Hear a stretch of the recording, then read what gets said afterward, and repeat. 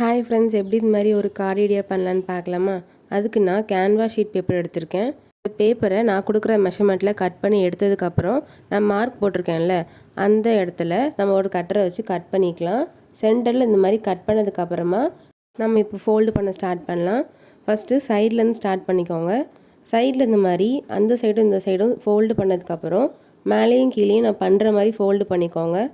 மேலேயும் கீழேயும் ஃபோல்டு பண்ணதுக்கப்புறமா நம்ம சைடு ஃபோல்டு பண்ணியிருந்தோம்ல, அது பக்கத்துலேயே நான் ஃபோல்டு பண்ணுற மாதிரி ஃபோல்டு பண்ணிக்கோங்க.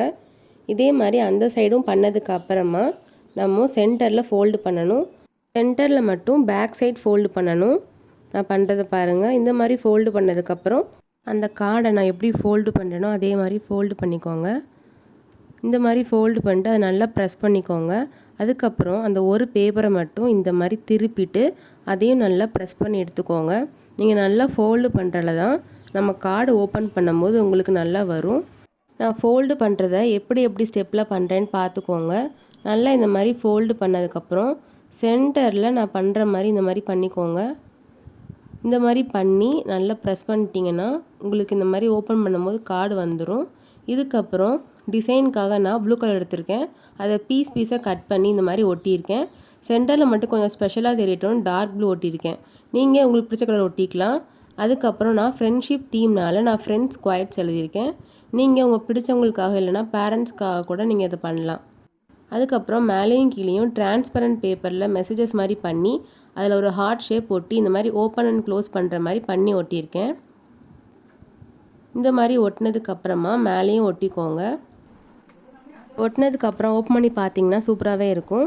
அதுக்கப்புறம் ஃப்ரெண்ட்ஷிப் தீம்னால் நான் 3 பியர்ஸ் இருக்கும்ல, அதுவும் ஹார்ட் மாதிரி வரைஞ்சி அதை அந்த மாதிரி ஒட்டியிருக்கேன். உள்ளே இந்த மாதிரி lock and key, biscuit and milk மாதிரி ஃப்ரெண்ட்ஸ் ஃபார்எவர்னு எழுதி ஒட்டியிருக்கேன். கேமரா மாதிரி ஒட்டியிருக்கேன்ல, அந்த இடத்துல நீங்கள் ஃபோட்டோஸ் வச்சுக்கோங்க. இப்போ நம்ம மெசேஜஸ் ஒட்டியிருந்தோம்ல, அதுக்குள்ளே நம்ம கிஃப்ட் மாதிரி கூட வச்சுக்கலாம். நான் அதுக்குள்ளே மேலே செயினும் கீழே ரிங்கும் வச்சுருந்தேன். நான் ஃப்ரெண்டுக்கு கொடுக்குறனால இப்படி பண்ணியிருக்கேன். நீங்கள் உங்கள் பேரண்ட்ஸ்க்கு அந்த மாதிரி கொடுக்குறீங்கன்னா நீங்கள் வேறு மாதிரி கிஃப்ட் கூட வச்சுக்கலாம். இதை ஓப்பன் பண்ணி க்ளோஸ் பண்ணும்போது அந்த கிஃப்ட்டு கீழே விழாது, நல்லாவே இருக்கும். அதை ஓப்பன் பண்ணி பார்க்குறவங்களுக்கு உண்மையாகவே சர்ப்ரைஸாக கூட இருக்கும். இந்த கார்டை ஓப்பன் அண்ட் க்ளோஸ் பண்ணுற மாதிரி ஒரு பேப்பரில் நான் அந்த மாதிரி பவு மாதிரி ஒட்டி பண்ணியிருக்கேன். கடைசியாக இந்த கார்டை ஓப்பன் பண்ணி காட்டுறேன் பாருங்கள். இந்த கார்டு ஐடியா உங்களுக்கு நான் பிடிச்சிருக்குன்னு நினைக்கிறேன்.